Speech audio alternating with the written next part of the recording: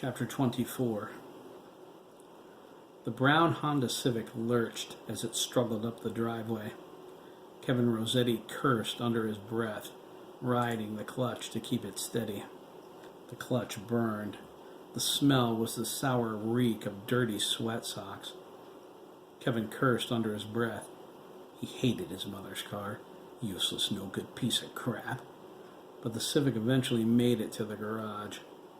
He pulled up by the door, set the emergency brake, and switched off the key. The motor sputtered and died. Kevin climbed out into the frigid night air. He hated this place. The only reason he was here was to hide from the authorities in Florida. He ran the moment he was paroled to avoid registering as a sex offender. His mother moved here after his conviction and changed her name. He served 3 years of a 25-year sentence for sexual assault. Kevin frowned. His dark eyes narrowed. I should have strangled the little bastard. Despite his face plastered over every national news network during his trial, the public's memory was short. He needed to lay low a little longer and buy a new identity. Illegal immigration made that a booming business. The dark web listed plenty of resources. Once he found one he could trust, he would be golden. His mother would give him the money to get rid of him. He shuffled to the front door of the 2-bedroom ranch. He was glad the outside light was on, even if it was a blazing 100-watt bulb. Kevin squinted at it. What's the point of using a bulb that bright? Does Mars need to see our front door? He listened for the sound of the living room TV. It was his mother's only activity. She was unemployed and on permanent disability. She injured her back while working for the Florida Department of Mental Health. Some struggle with a patient. When Kevin didn't hear anything, he sighed relief. The TV was off. Thank God, he thought. He kicked the snow off of his boots. Enough messed up things have happened to me already. I don't need any more nonsense today. He gingerly touched the bandages covering his injured nose. He winced. My nose is killing me thanks to that stupid kid. Who did he think he was? Bruce Lee? He moved so fast I could barely see him. He glanced at the Honda. He scowled. The car nearly died on the way back, too. The Honda wasn't in any condition to make such a long trip. I'm lucky I'm not stuck on the side of the road somewhere. At least Mom's asleep. I'm tired, hungry, and I'm not in the mood to listen to the old bag nag at me.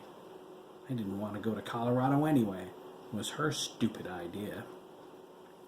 Uncle Frank is dead, his mother said. Her tone was her usual patronizing bitch. One of us has to represent the family at the funeral. Yeah. All right, whatever. It's not like I'm wanted or anything. The whole family knows it, too. Want to bet one of them turned me in? I'm surprised the cops aren't here waiting for me. I bet the Karate Kid reported me, too. Kevin went to the funeral. It was easier than listening to her. She was a factory of condemnation, and he heard it all already. He didn't have a job, so where was a sex offender on the run supposed to work? He still lived at home at 30 years old, so what part of on the run did she miss? He was a pervert in a neighborhood full of children? So? Who cares? Ow, Kevin whined. He flinched. My nose hurts like hell. He reached out and turned the door handle. He heard his bed calling him. Unfortunately, it was impossible to answer that call. The door was locked.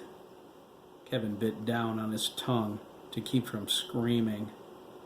You bitch, he mumbled. You incredibly stupid bitch. He thought, I called her, right? I told her what time I was going to be here. What does she want from me? Blood?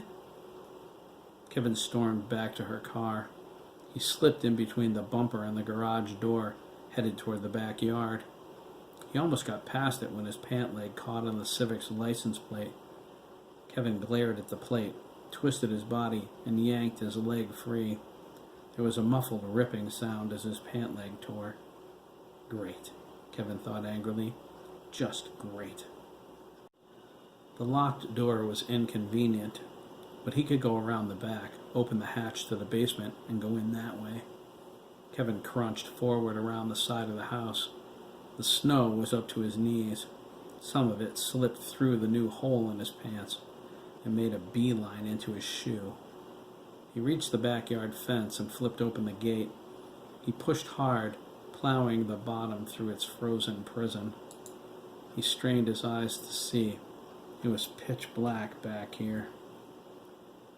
Something wet hit his hand. It's starting to snow. Kevin smirked satisfaction. He wanted to make it home before the storm hit, and he did. It was the first thing that went right all day. The backyard was a 1/4 acre in size. There was a pool in the middle that covered most of the grass. He walked close to the house where the overhang kept the snow from getting too deep. He ran his hands along the wall, feeling his way. His mother would hear about this in the morning. He had half a mind to wake her up. It would serve her right for making him go through all of this trouble. Kevin stopped when his foot hit the aluminum hatchway door. He reached down and felt for the handle. He paused long enough to promise God if the thing was locked, he would wring that fool woman's neck. He gripped the handle and twisted it. It opened. If he wasn't so tired and aggravated, Kevin might have remembered that the hatchway never opened that easily. Usually, the handle had to be played with and jarred free, if he bothered to stop and think. Kevin stepped over the hatchway's lip and descended into the darkness of the basement.